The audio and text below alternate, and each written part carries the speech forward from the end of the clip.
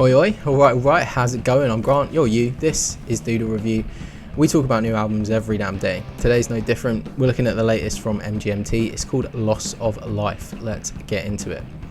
So MGMT are an indie rock, art pop, psych pop band led by the duo of Andrew Van Wingarden and Ben Goldwasser.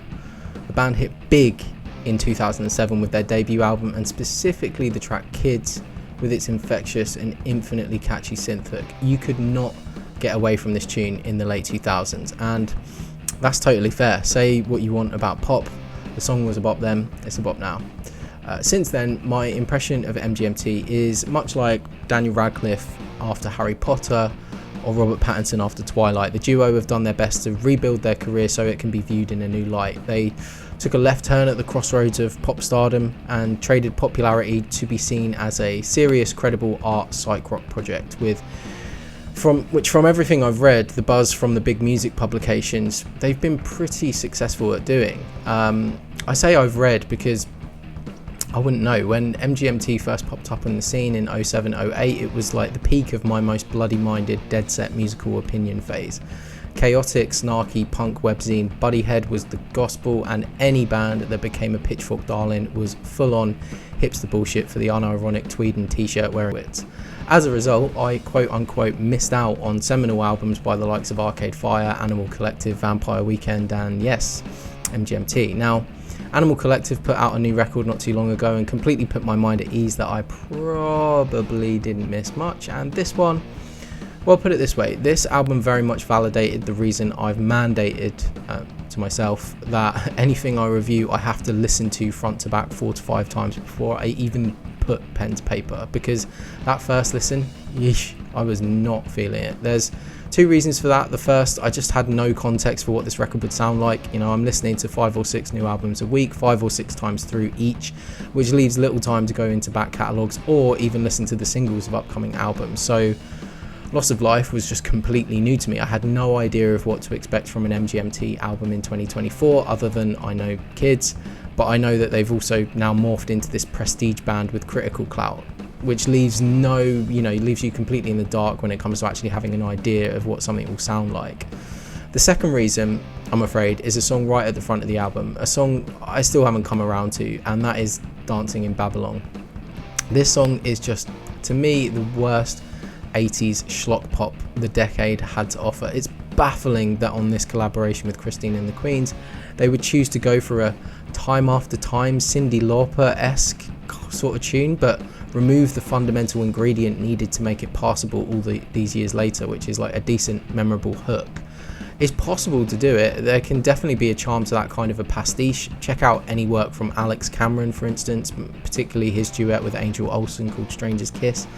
As it stands though, Dancing in Babylon just sounds like an overly dramatic, yuppie ballad you could imagine being made by some kind of 60-year-old investment banker who always thought he could have been a star, now in his retirement has time to throw a few thousand at a local studio to produce a track for him, and maybe launch into his golden years an unlikely pop star. So, not a fan. But look, eventually I did find my way into this album, and it's kind of interesting how it happened, or just how this happens in general.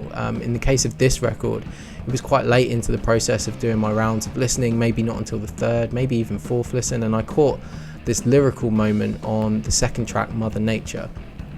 The lyrics that kind of start with the line, I torched the fields again, I killed an honest man, now I understand Mother Nature, and then continue from there.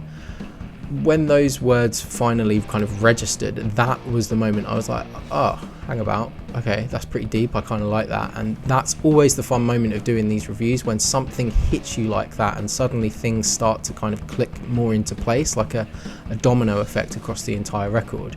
Hearing and understanding that line was the catalyst for me then starting to pick out more of the words and then ultimately go and look them up, and through that kind of understand the themes expressed across the record.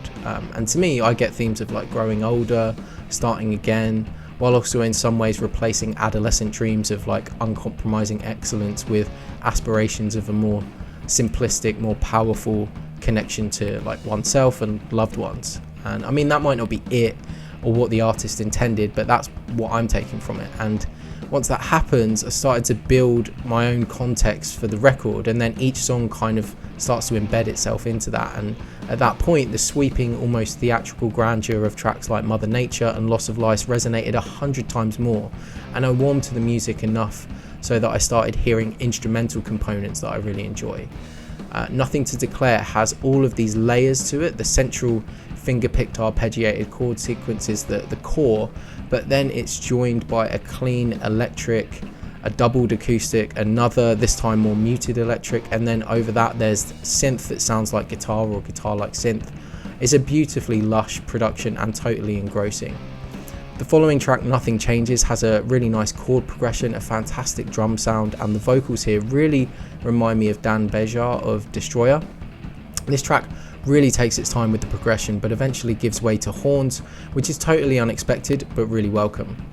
Frady's song sees Daniel Lopatin, aka Oneohtrix Point Never, get involved to drive this song that sounds slowed and reverbed at a normal tempo to a kaleidoscopic ending. And look, I still really like Dancing in Babylon, but instrumentally the second half's acoustic breakdown and change up kind of goes a little way to redeeming it, and perhaps it will grow on me in years to come.